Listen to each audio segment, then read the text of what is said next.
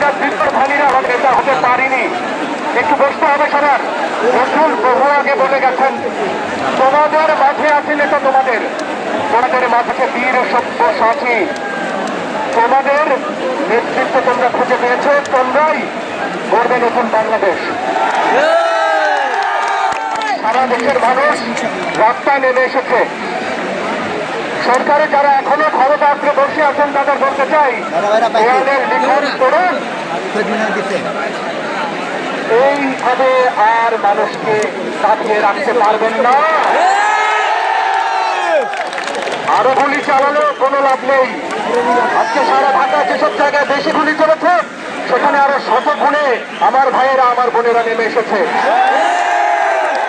নেমে আসতেই থাকবো। ওরা কখন তোরা অবদান সকল শক্তিধারী। এ লড়াইয়ে জয় অবধারিত। পালানো শুরু হয়ে গেছে, আর পালাতে দেবো না। আগে ভুল করেছি, সাধারণ সভা হয়েছে, 191 জন পাকিস্তান চলে গিয়েছে, আর ছাড়া হবে না।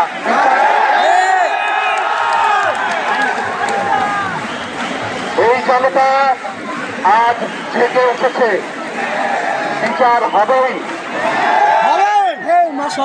আপনারা বলছেন আলোচনার পথ খোলা।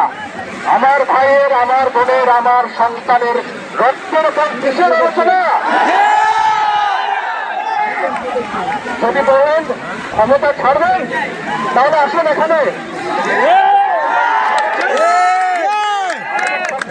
আমাদের তারুণ্য বলবে যে কিভাবে আপনারা ক্ষমতা আমাদের জনগণকে বুঝিয়ে দেবেন। এছাড়া আর কোনো আলাপ হতে পারে না। জয় আমাদের অবধারিত। সারা দেশে আজকে বাংলাদেশের মানুষ পথে নেমে এসেছে। সেখানে হিন্দু নেই, মুসলিম নেই, পাহাড়ি নেই, সমতলের মানুষ নেই, শুধু বাংলার প্রথম শ্রেণীর নাগরিকরা নেমে এসেছে, আদায় করতে নেমে এসেছে। এই জেগে ওঠা মানুষ, জনশক্তি, এই জনসমুদ্র ফিরে যাবে না। একটা ছোট্ট কবিতার অংশ নিয়ে শেষ করি। মুক্তিযুদ্ধের সময় এই কবিতা আমাদের শক্তি জগিয়েছিল। এই দেশে আমাদের, সে কথা আমরা মনে করি। যারা ঘরে এখনো বসে আছেন তাদের বলছে এই কবিতা। ঘরে বসে অনেক মানুষ আপনি ঘুমাতে পারেন না, কষ্ট পান, কিন্তু কোনো এক অজ্ঞাত কারণে, অজ্ঞাত ভয়ে এখনো ঘরে বেরিয়ে আসুন। কারণ আজকে যখন করতে গিয়ে নিজের কবরখানা আতন খুলির কোদাল দেখি সর্বনাশ বজ্র দিয়ে গড়া, কাজ কি দ্বিধায় বিষণ্ণতায় বন্দি রেখে ঘৃণার দিকে আবার বুকেই ফিরিয়ে দিব ক্ষিপ্তবাদের থাবা। তুমি আমার জলস্থলের বাদুর থেকে নামো, তুমি বাংলা ছাড়ো।